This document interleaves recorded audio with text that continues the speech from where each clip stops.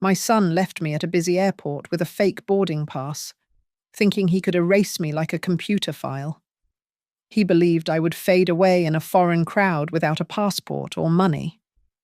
But 24 hours later, instead of disappearing, my face was on every screen in that terminal. He thought he had abandoned a helpless old woman. But today, he is watching me tell my story to the entire world. My name is Lorraine Whitfield, and right now, I am sitting on a hard plastic chair that is digging mercilessly into the small of my back. The air in this cramped office of the Terra Azul International Airport Police Station is thick enough to choke on. It smells of dried sweat, burnt coffee scraped from the bottom of a pot, and a sharp, industrial disinfectant that burns the inside of my nose but fails to mask the scent of despair. I look down at my hands resting on my knees. They are trembling in a rhythm I cannot control. My cardigan, once a crisp beige cashmere I bought for this specific trip, is crumpled and stained. My khaki trousers have a dark, greasy smear on the thigh from where I knelt on the terminal floor last night, begging a stranger for help. I catch a brief, horrifying glimpse of my reflection in the darkened glass of the interrogation room window. My grey hair, usually pinned in a tight, professional French twist, is coming loose in messy, oily strands. My mascara has run down my cheeks, leaving black tracks that make me look like a ghost of the woman I used to be. Nobody looking at me now would guess that I spent 40 years building one of the largest federal transport companies in the American Midwest. Right now, I just look like a discard. Across the scarred metal desk, a young female officer is typing my statement. Her keyboard is old and yellowed with age. Every keystroke makes a loud, plastic clack that sounds uncomfortably like small, dry bones breaking. Clack, clack, clack. With every hit of the key, I feel like another piece of my history is being deleted. She stops typing and squints at her monitor, then looks at me with a mixture of pity and deep annoyance. She tells me again that she cannot find my name. She has checked the Sun Vista Airways manifest 3 times. There is no Lorraine Whitfield listed on any flight from Phoenix to Florida, nor on any connecting flight through this city. The screen is blank where my life should be. I try to explain it to her again, but my voice sounds thin and reedy in my own ears, lacking the authority I once commanded in boardrooms. I tell her I came here from Phoenix. We were going to Florida for a family vacation before I settled my estate. My son, Evan, his wife, Naomi, and my granddaughter, Leah, were with me. I explain how we had a long layover. I explain that I just wanted a cup of coffee. Evan told me to go to the kiosk across the hall to stretch my legs. Naomi took my carry-on bag because she said it would be safer with them, less hassle for me. When I walked back to gate B12, holding that paper cup, the seats were empty. The digital board had already changed to a flight bound for Mexico City. They were gone. The silence in the terminal last night was heavier than the noise. Standing there in the middle of thousands of strangers speaking languages I did not understand, I realized I had absolutely nothing. My passport was in Naomi's tote bag. My iPhone was in Evan's jacket pocket because he said he needed to update my roaming settings. My wallet was in my carry-on. All I had was a $5 bill and 2 ones shoved into my sweater pocket, and a boarding pass that the gate agent later told me was invalid. The officer leans back and asks the question I have been dreading. She asks if I am sure I was traveling with anyone. She asks if perhaps I am confused. She asks if I have a history of memory loss. For a terrifying second, I actually wonder if she is right. Did I imagine Evan's hand on my shoulder guiding me to the coffee shop? Did I imagine Leah's sad eyes looking at me before I walked away? Maybe I'm just a senile old woman who wandered onto a plane and invented a family to feel less alone. I feel the floor tilting beneath me.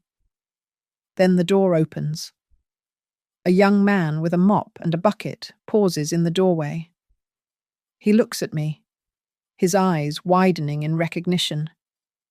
He speaks rapidly to the officer, pointing at me with a gloved hand. The officer frowns, listens, and then translates for me. She says he saw me last night. He saw me standing at gate B12 crying for hours. He confirms I was there. He confirms I am real. Before I can process the relief, the door swings open wider. The sudden noise makes me jump. A group of people crowds into the narrow hallway. I see cameras. I see microphones with logos I do not recognize. The harsh white light of a professional camera rig floods the dim room, blinding me for a moment. The officer stands up, smoothing her uniform, her demeanor shifting instantly. She looks at me with a strange new respect. She tells me to get ready. She says these reporters want to talk to me. She says the whole world is talking about me. It feels like a lifetime ago. But it was only 24 hours earlier that I was pushing a luggage cart through the chaotic arrivals hall of Terra Azul. My arms ached from the long flight from Phoenix, but my heart felt light. I told myself this was the last big family trip before I sat them down to explain the new terms of my will. I wanted one final happy memory. I looked at my son, Evan, at 42. He was a handsome man, wearing a sharp suit that was slightly too warm for the climate. His tie loosened at the collar. He was pacing, phone pressed to his ear, talking loudly about investors and margins. He always looked busy, even when he was doing nothing.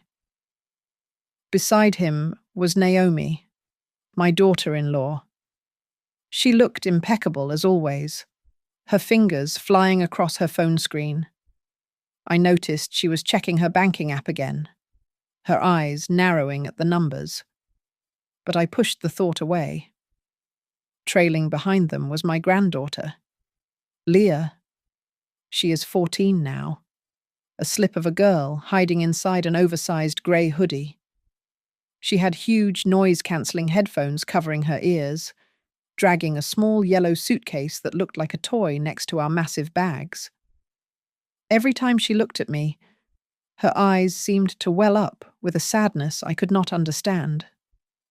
I smiled at her, but she just looked down at her sneakers. When we approached the security checkpoint for our connecting flight, Naomi stopped me.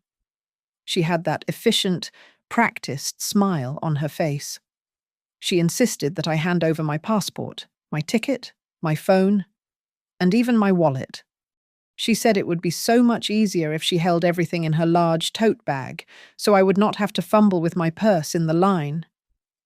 She told me to just keep my shawl, like a fool. I handed my entire identity over to her, grateful for her thoughtfulness. We made it to the waiting area at gate B12. It was packed with travellers. Evan told me to sit on a bench while he went to the counter. He said he wanted to upgrade my seat to an aisle so I would have more leg room. He handed me a printed boarding pass, but the ink was smeared and faint. I barely glanced at it before tucking it into my pocket. That was when Leah sat next to me. She pulled one side of her headphones back. Her voice was a tiny, terrified whisper. She begged me not to leave the gate the next day without her. It was such a strange thing to say. I started to ask her what she meant, but Naomi appeared out of nowhere. She snapped at Leah to stop bothering me and to put her music back on. I laughed it off, thinking it was just teenage moodiness. My throat felt dry from the airport air. Naomi noticed immediately. She reached into her pocket and pulled out a few bills, mostly small change. She pointed to a coffee stand directly across the concourse.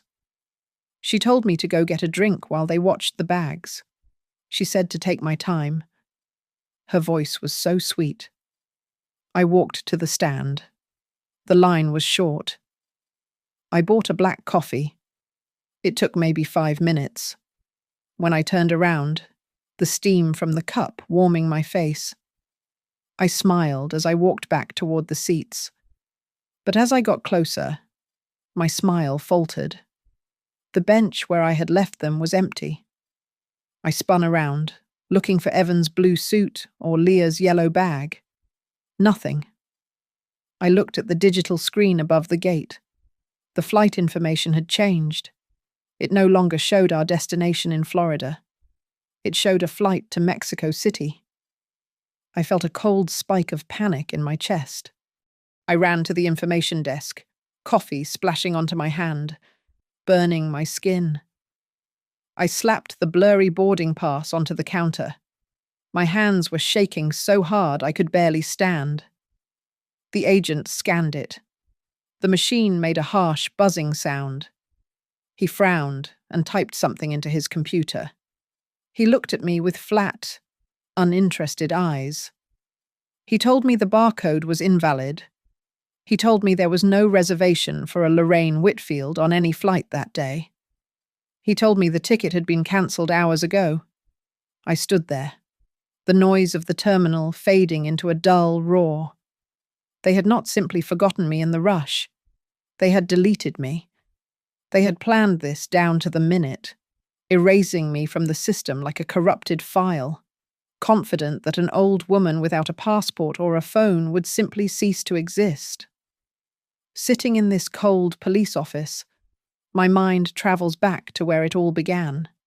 I was born in Des Moines, Iowa, a place where the wind cuts across the plains like a knife.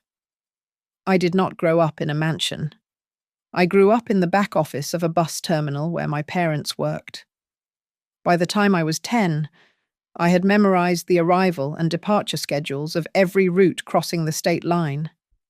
The smell of diesel fuel and stale coffee was not just a scent to me. It was the smell of home, my husband, Daniel. And I started with nothing but 2 beat-up buses and a refusal to quit. We built Prairie Line Horizon Transit from the ground up for 30 years. I worked harder than most men. I negotiated contracts with stubborn suppliers. I argued with bankers who did not think a woman could run a logistics firm. And yes, I drove our trucks through blinding snowstorms when our drivers were sick or stuck. I paid my people fair wages because I knew what it was like to count pennies at the kitchen table. People called me tough, but they also knew that if Lorraine Whitfield gave her word, it was as good as gold. Then there was Evan, my son. We gave him everything we never had. We sent him to the best business schools, bought him the nice suits. But he was always ashamed of us. He hated the smell of the garage. He would come home from college, wrinkle his nose, and ask why we could not be more corporate. He wanted the title of CEO, but he never understood the sweat that paid for his corner office. He wanted to expand internationally before he even knew the names of the mechanics who kept our fleet running. When Daniel died of a massive heart attack 3 years ago, my world stopped. But Daniel, bless his cautious soul, had left a will that surprised everyone. He included a clause that froze the division of the estate for 3 years. He wrote that he wanted me to have time to grieve without pressure. But privately, he told me he wanted to see who really stood by me when the checkbook was closed. Evan was furious. He demanded we challenge the will immediately. Naomi, always the smoother operator, tried a different approach. She would sit with me, pouring tea, telling me that I was too old to worry about assets and taxes. She said I should just sign everything over to them for safekeeping. She said they only wanted to protect me, but I refused. I honored Daniel's wish. Last year. I sold Prairie Line Horizon Transit. I walked away with several $1 million. I announced that I intended to use a large portion of that money to start a scholarship fund for the children of our long-time drivers. I will never forget the look on Naomi's face. It was not anger. It was hatred. Evan just went quiet. That simmering silence of a man who feels he has been robbed of his birthright. Only Leah understood. My granddaughter would sit on the porch with me, listening to my stories about the road, about the drivers I helped, about the time we hauled emergency supplies during the flood of '93. She looked at me with clear, loving eyes. The only one who saw me as a person and not a bank account. But I was blind. I chose to be blind. A few months ago, late one night, I was walking down the hallway to get a glass of water. The door to Evan's study was cracked open. I heard voices. Evan was sounding desperate, talking about bad investments, about drowning in debt. Then I heard Naomi's voice, cold and sharp. She said that if I signed the power of attorney, they could access the funds and save themselves. Then she said something else. She said that if I was no longer capable of making my own decisions, the 3-year clause would be voided. I stood there in the dark, my hand hovering over the doorknob. I should have walked in. I should have confronted them. But I went back to bed. I told myself that they were just stressed. I told myself that they were family, and family does not hurt their own.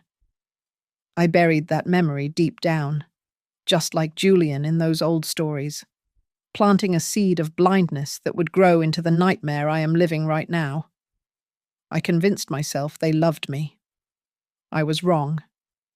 Sitting here in this sterile room, my mind drifts back to 1998. It was a year that defined who I was, not just as a business owner, but as a human being. We had a terrible incident involving one of our buses on a steep mountain pass in Colorado. The brakes failed on a patch of black ice. The driver was a man named Miguel Santos. In a split second, he made the choice to grind the side of the bus against the guardrail rather than let it plummet off the cliff. He saved 30 lives that day, but he shattered his leg and wrecked the vehicle. The insurance company did not see a hero. They saw a liability. They wanted to pin the accident on driver error so they could deny the claim. My own board of directors agreed with them. They called Miguel a risk. They wanted to fire him while he was still in his hospital bed to save the company's premiums from going up. I remember standing at the head of the mahogany conference table, slamming my hand down so hard my wedding ring cracked the finish. I told them that if they fired Miguel, they would have to fire me too. I hired independent forensic mechanics and paid them $50,000 out of my own pocket. They found the defect in the brake line that the manufacturer had missed. We proved Miguel was innocent. I will never forget the day Miguel came to my house after he was discharged. He was still on crutches, his face thin from pain. He tried to kneel on my front porch. I had to catch him to keep him from falling. He looked at me with tears in his eyes and told me that I had saved his family from ruin. He said that I gave him faith that a boss could still be a human being. Standing behind him, holding on to his pant leg, was his son, Raphael. He was just 8 years old then, with huge, dark eyes that took in everything. We took a picture that day in front of a newly painted bus. In the photo, I am laughing, the sun catching my hair, and my hand is resting firmly on little Raphael's shoulder. When I look at that picture now, it breaks my heart because the way I looked at that boy is the exact same way I look at Leah today. Protective, hopeful. After that, I established an emergency fund for our drivers. It was not a profitable decision. Evan used to complain that it ate into our quarterly earnings. but it made the drivers feel safe. It made them feel like they belonged to something real. We were not just a company. We were a tribe. Time moved on, as it always does. The Santos family eventually moved away. Miguel wanted to return to his roots, so they moved back to South America, to the very city where I am currently stranded. Terra Azul. I sent them a card, wished them well, and went back to work. I did not know then that the little boy, Rafael, would grow up to be an investigative photographer. I did not know he would dedicate his life to exposing corruption in the transport industry, driven by the memory of his father almost being crushed by corporate greed. I kept a shoebox in my closet at home. It is filled with letters from Miguel and holiday cards from his wife. There is a photo of Rafael graduating from university. There is a letter Miguel wrote to me 10 years ago that simply said, if I ever needed anything, no matter where I was, the Santos family would be there. I kept that box tucked away, thinking it was just a sweet memento of my glory days. I never imagined it was actually a lifeline thrown across 3 decades. The irony is bitter enough to choke on. I have spent my life building a fortune for Evan, a son who shares my blood, and he spent months planning how to discard me like trash. Meanwhile, a family who shares no DNA with me, people I simply treated with basic decency 30 years ago, have been keeping a watch over me that I did not even know existed. My son erased me from a computer system, but he could not erase me from the memory of the people I helped. And that memory is the only thing standing between me and oblivion right now. 1 week before the trip that would end in betrayal, Evan and Naomi sat in their home office, the air thick with the tension of impending ruin.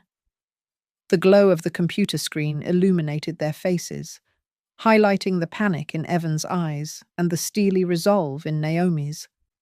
The numbers were undeniable. Their investment accounts were deep in the red. Several hedge funds were demanding immediate repayment, and the foreclosure notices were no longer polite warnings.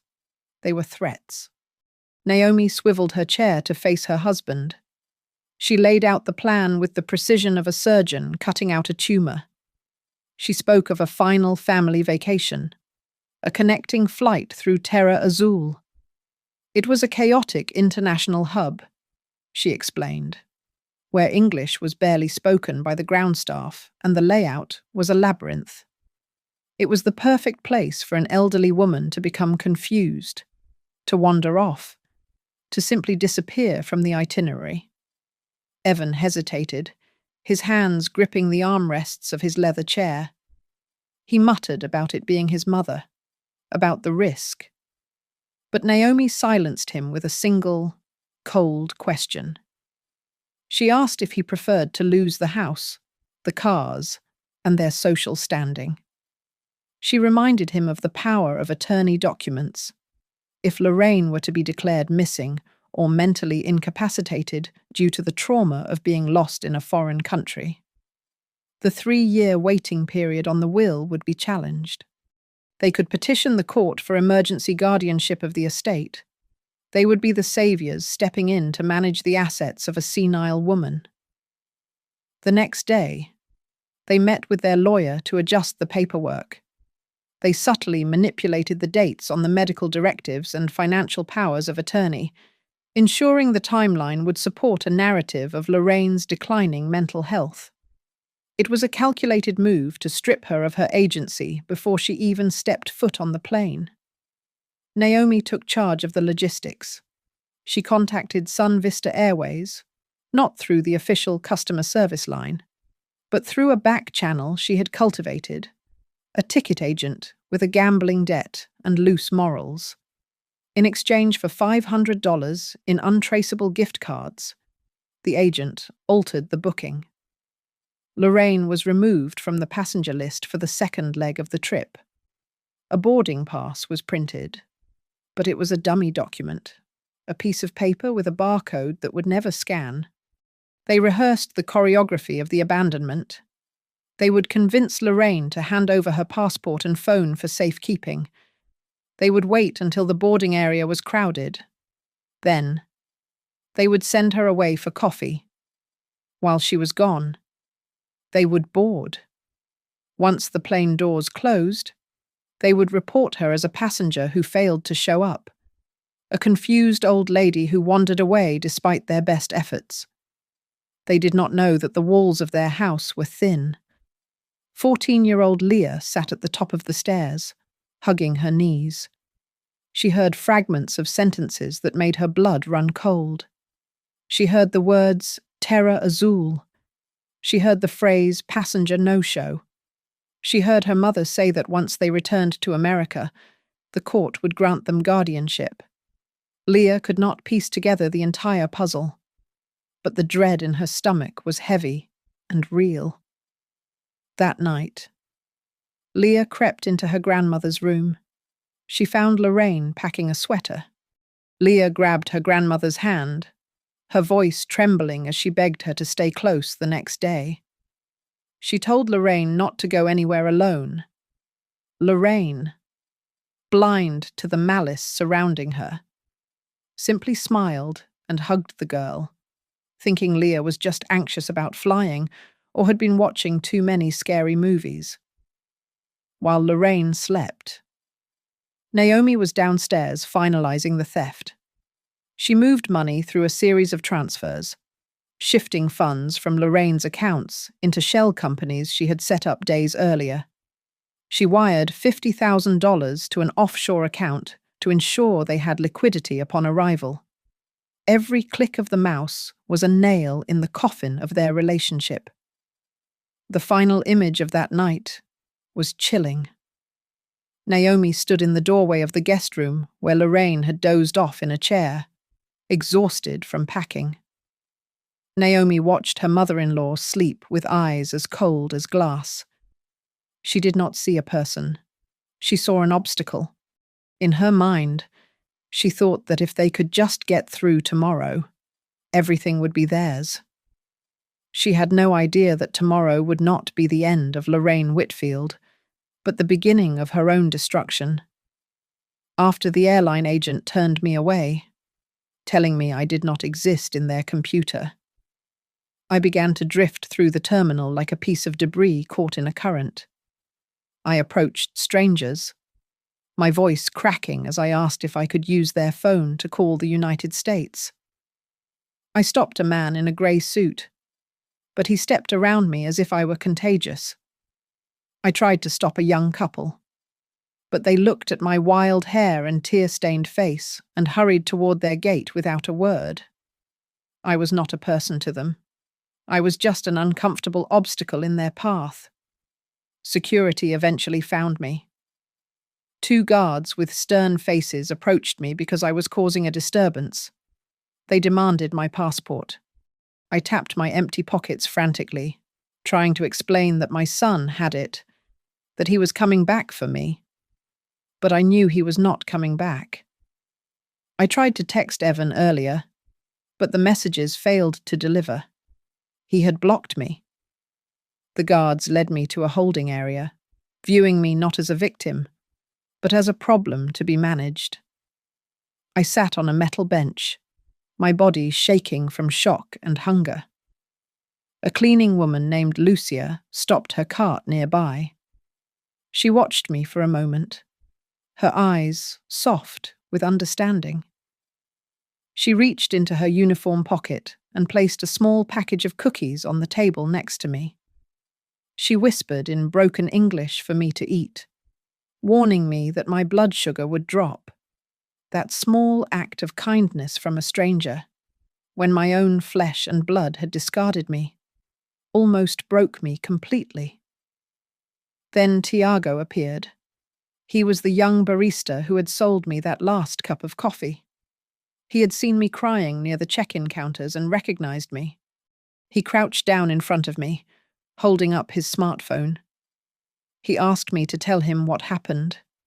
He said he wanted to record it just in case I needed a witness later, I looked into the lens and poured out my confusion, my fear, and the name of the son who left me. Tiago did not promise to save me, but he promised to remember me. I was moved to a temporary room for stranded passengers. The lights were a harsh, humming neon white that washed the color out of everything. I lay down on a vinyl sofa that smelled of industrial cleaner. I was terrified to close my eyes. I felt that if I fell asleep, the erasure would be complete, and I would wake up with no name and no past. In that cold silence, my husband Daniel came back to me. I remembered the night he signed his will. I remembered his hand over mine, and his voice telling me that if the children chose money over me, I would know the truth. I saw his stern, loving face in the cracks of the ceiling tiles. He had tried to warn me, and I had refused to listen. Unknown to me. Tiago had uploaded the video to his social media account after his shift. He added a simple caption saying that an American lady was stuck at Terra Azul and claimed her son abandoned her. He asked anyone who recognized me to help. He had a small following, but the internet is a strange and powerful thing. The video began to circulate, moving from phone to phone until it reached the screen of someone on the other side of the city. I woke up with a start in the middle of the night, staring at the water stains on the ceiling. I asked myself if this was how my story ended. No papers, no money, no one to believe a word I said. I was preparing myself for the end when the door opened. A night duty officer stepped in, looking stunned. He told me that a call had just come through from the city. He said a man claimed to know me. He said the man told them that he owed me his entire life and that he was on his way. The officer told me not to be afraid anymore. The door to the interrogation room burst open just as the first grey light of dawn was filtering through the dirty blinds. A man in his early 40s rushed in, his chest heaving as if he had run all the way from the terminal entrance. He was wearing a wrinkled linen shirt and a heavy camera backpack that looked like it had seen war zones. He stopped in front of me, ignoring the police officer, and stared at my face with an intensity that made me shrink back. Then he smiled, and the years melted away. He told me he was Rafael Santos. He asked if I remembered him. He said I was the woman who saved his father from being blamed for a bus accident on a mountain pass 20 years ago. I stared at him, my mind foggy from exhaustion. And then the image of a little boy with wide, watery eyes standing on my front porch clicked into place. I let out a sob that tore through my chest. I stood up and fell into the arms of a complete stranger. He held me tight, smelling of rain and darkroom chemicals, and in that embrace, I felt safer than I had felt in years with my own blood relatives. It was a cruel and beautiful joke of the universe that the boy I helped decades ago was the only man in this hemisphere running toward me, while the son I raised was flying away. Raphael wasted no time. He pulled out his phone and showed the officer the video Tiago had posted. He spoke rapidly in Portuguese, explaining the history, showing digital copies of old photos he kept on his cloud drive. There was a picture of his father Miguel standing next to a Prairie Line bus, and me standing beside them with my hand on the boy's shoulder. The atmosphere in the room shifted instantly. I was no longer a senile American tourist causing trouble. I was a woman with a history, a legacy, and a name. He turned to me and opened his backpack, pulling out a professional camera. He told me he wanted to interview me right there, in that ugly, sterile police office. I touched my face, conscious of my smeared mascara and my oily hair. I told him I was a mess, that I looked like a disaster. Raphael shook his head and looked me dead in the eye. He told me that was exactly the point. He said I was not the one who created this sin. He said I was just the one deciding whether to shine a light on it or not. We filmed it in one take. He asked sharp, precise questions that cut through my shame. He let me tell the story of the coffee, the empty gate, and the realization that I had been erased. He edited the footage on his laptop with terrifying speed, splicing my interview with the shaky cell phone video from Tiago and security footage. He had somehow charmed the police into letting him film off their monitors. The contrast was brutal. There was the footage of me sitting alone and weeping at gate B12, and then, split-screened next to it, footage of Evan and Naomi walking calmly through passport control, checking their watches, looking for all the world like a couple who had simply forgotten a piece of luggage, not a mother. The report aired on the noon broadcast of LATAM Mirror and went live on social media simultaneously. Raphael used a tag that translates to Justice for Lorraine. Within 2 hours, the internet did what the internet does best. Thousands of comments flooded in from around the globe. People were analyzing the timestamps, zooming in on Naomi's cold expression, and demanding an investigation into Sun Vista Airways for allowing a passenger to be removed from a manifest so easily. Thousands of miles away in Phoenix. An old friend of my husband, named Martin Keller, was sitting in his kitchen eating soup. He glanced up at the television mounted in the corner and froze. He dropped his spoon, the metal clattering against the bowl. He recognized me instantly. He did not finish his lunch. He immediately picked up his phone and dialed the state prosecutor and the Department of Economic Security, screaming that a crime was in progress. Back in the police station, Raphael turned his laptop around so I could see the broadcast. I watched my own face on the screen, looking old and broken, but speaking with a voice that was undeniably mine. I felt a flush of humiliation, but beneath it, a profound sense of relief. The plan to make me a ghost had failed. I looked at my reflection in the screen and thought that at least now, no one could ever say I did not exist. By the next morning, the arrivals hall of Terra Azul had transformed into a chaotic, makeshift television studio. There were lights rigged up on stands, microphones taped to podiums, and cables snaking across the floor like black vines. I was wearing a clean white shirt that Raphael had found for me, and my hair was combed back.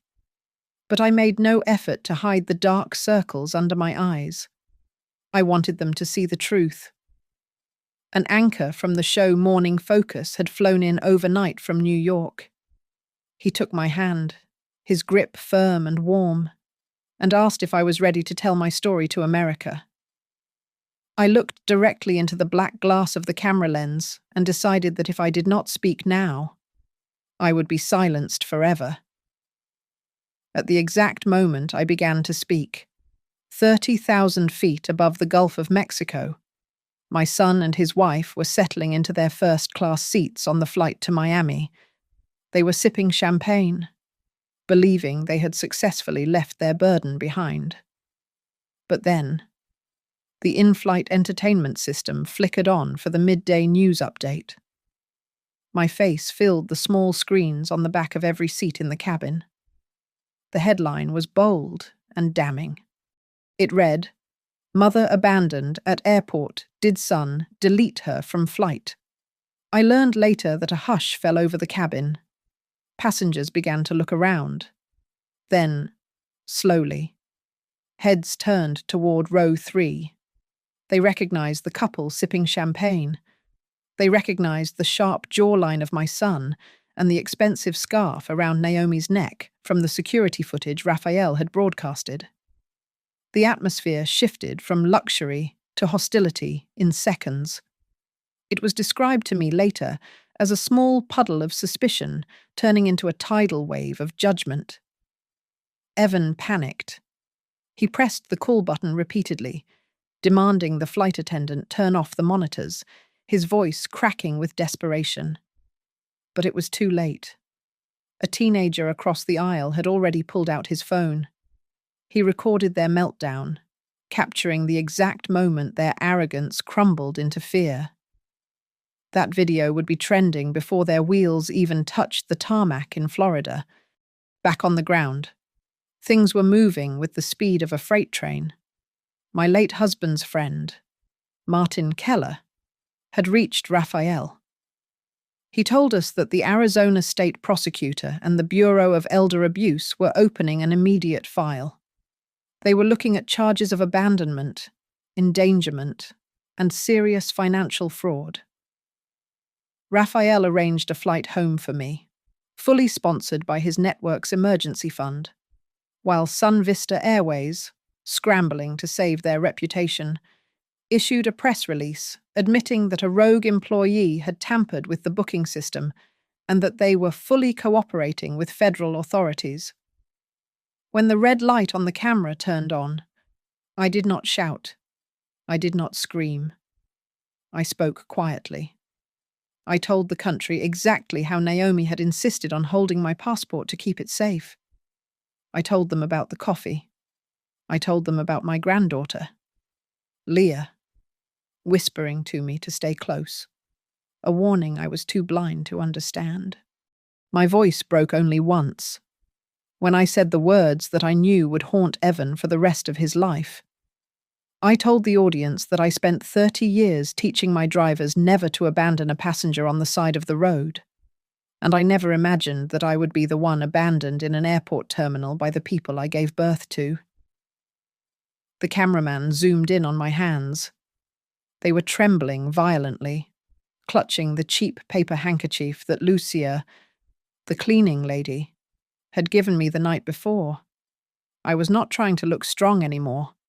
I was letting the world see the shaking hands of a mother who had been discarded. Raphael stepped into the frame at the end of the segment. His voice was sharp, cutting through the noise of the terminal like a blade. He looked at the camera and delivered the final blow. He said that they thought a foreign airport would swallow me whole. He said they forgot that a satellite signal has the power to bring me right back into their living room. And he was right. I was coming home, and I was bringing the storm with me. When the automatic doors of the International Arrivals Terminal in Phoenix slid open, I was not greeted by the warm Arizona heat, but by a wall of uniformed officers. My son was not there to pick me up. Instead, standing grimly at the front of the crowd was a team of federal investigators, my late husband's friend, Martin Keller, and a small, trembling figure that made my heart stop. It was Leah. My granddaughter had somehow managed to contact the television station and begged them to help her find me. She broke through the line of reporters and law enforcement, crashing into me with the force of a freight train. She buried her face in my chest, sobbing so hard her whole body shook. She told me she knew something was wrong. She told me she was scared because they were her parents and she did not know what to do. She apologized over and over for not doing more. I held her tight, smelling the familiar strawberry shampoo she always used, and told her that she had done the most important thing a person can do. I told her she did not pretend not to see. Evan and Naomi arrived on a separate flight an hour later. They walked off the jet bridge, expecting to spin a story to a waiting press pool. Instead, they were met by agents from the state prosecutor's office and the FBI. They were not in handcuffs yet, but the way the agents flanked them, guiding them firmly toward a private security area, made it clear they were no longer free citizens. The other passengers watched them go with a mixture of curiosity and disgust, their eyes burning into the couple like lasers. Inside the interrogation room, Naomi tried to maintain her composure. She sat with her back straight, smoothing her skirt, and tried to sell the narrative they had rehearsed. She told the investigators that I had dementia. She said I was prone to wandering off and forgetting my belongings. She claimed they had tried to go back for me, but the boarding door had already closed. It was a polished performance, but it shattered the moment Martin Keller placed a stack of documents on the metal table. He laid out the server logs from Sun Vista Airways, which showed the ticket cancellation originated from Naomi's own laptop. He played the security footage of them strolling casually to the gate, laughing, with no sign of distress. Then came the financial records. The bank had flagged a series of transfers totaling nearly $250,000, moving from my accounts to shell companies registered in Naomi's name just 2 days before we left. This was no longer a family dispute. It was a federal case of wire fraud and elder abuse. Then they brought Leah in. It broke my heart to see her sitting in that big chair. But she was brave. She told the officers about the whispers she heard late at night. She repeated the words her mother had said about how things would be easier after Terra Azul. That was when Evan cracked. Seeing his daughter testify against him was too much. He slumped forward, putting his head in his hands, and started pointing the finger at his wife. He whined that he only listened to her because he wanted to save the company. He said he never wanted to hurt me. Naomi looked at him with pure venom. She laughed a cold, dry laugh and told him to stop pretending he was innocent because his signature was on every single document. The image of a perfect family didn't just crack. It exploded right there under the fluorescent lights, while they were tearing each other apart. Martin Keller took me to a quiet office at a notary public across the street. He produced a sealed envelope from his briefcase. He told me that Daniel had left this specific instruction for a scenario where greed clouded the judgment of our children. It was a codicil to his will, updated just 3 months before he died. I opened it with shaking fingers. The text was simple and devastating. It stated that if any heir attempted to deprive his wife of her freedom, her assets, or her safety during the 3-year waiting period, their share of the inheritance would be immediately and irrevocably forfeited. The money would not go to them. It would go entirely to the Driver and Elder Protection Fund that I now managed. I sat there in silence, the paper trembling in my hand. Daniel had known. He had loved our son enough to give him a chance, but he knew him well enough to install a failsafe.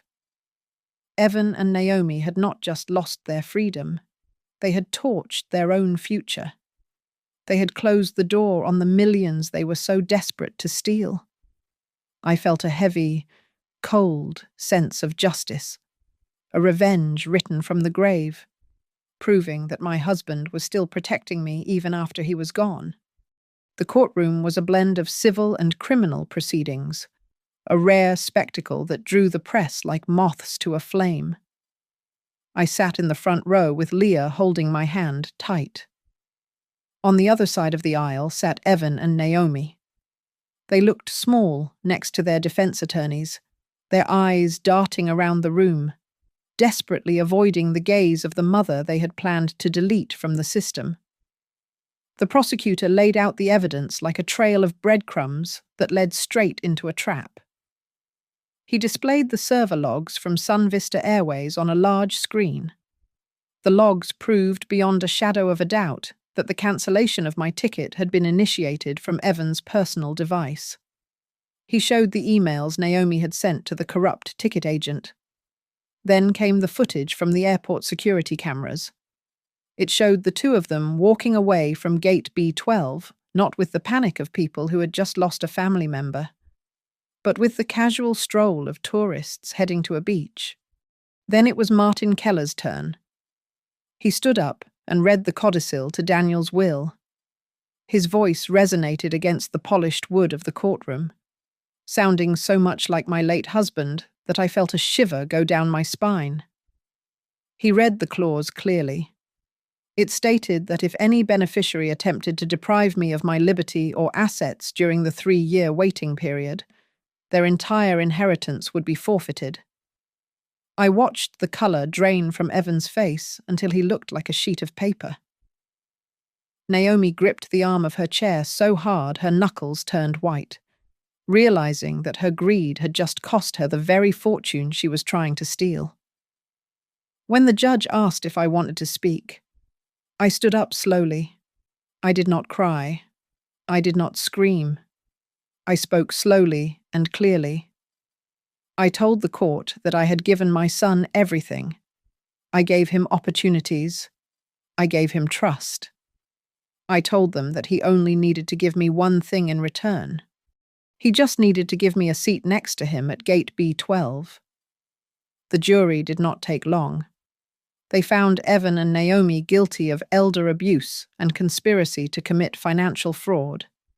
Because it was their first offense, they were given probation and community service. But the financial and social consequences were far more severe.